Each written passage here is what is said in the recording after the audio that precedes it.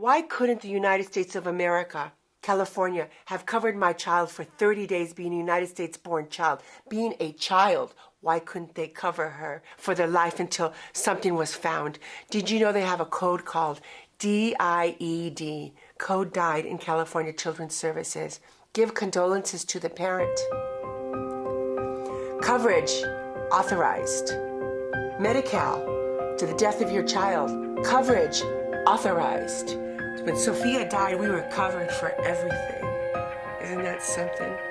And that's what we need to change, because I could have gotten mad and I could have gotten sad, and I did. I got so mad. I tried to eliminate my citizenship from the United States of America. I would rather be without a country for the life of my daughter.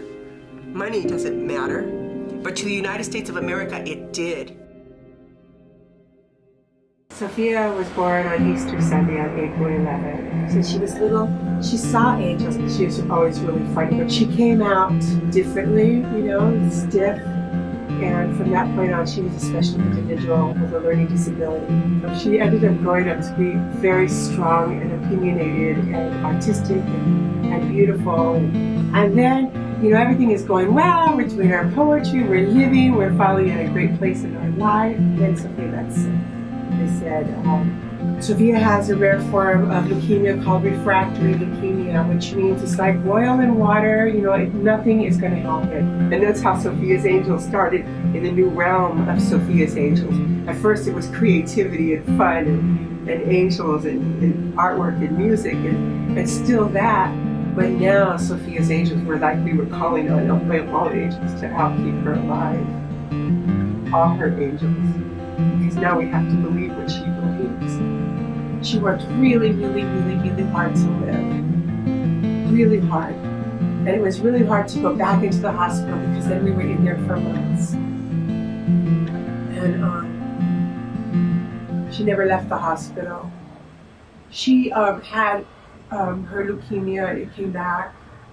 And we had a second opinion from Children's Hospital. We went around everywhere, and Children's Hospital said, Viv, because she hasn't had lots of chemotherapy for quite some time, there's hope, but you need to bring her here, and she's there, and because you're already in the system, you have to have your insurance authorization. And here comes the part, is that we were so excited, me and Bruce, we went to Children's Hospital and they gave us hope.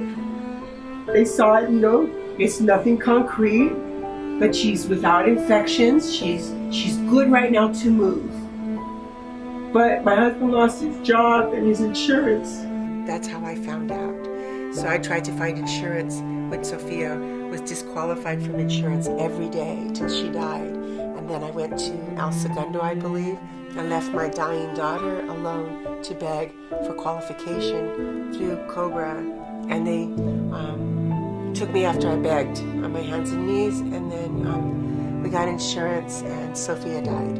But when you lose your job and you lose your insurance, we found out that there's no coverage. COBRA, first of all, is like almost double the cost of insurance, and you have to pay that. Even with Obamacare now. Obamacare wasn't there in 2005 when this happened to us. But now we have Obamacare, and you think Obamacare is going to take over? No. It's going to be just like Medi-Cal, just like COBRA, just like CCS, okay? Which means that there's a 30-day gap where a United States-born child is completely uninsurable, even for their life in crisis.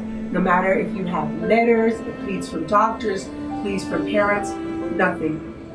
I found out the flaws to the law and realized that this is an administrative change. All they need to do is make the rules differently. It's not voted by the people. It's not even voted in chambers.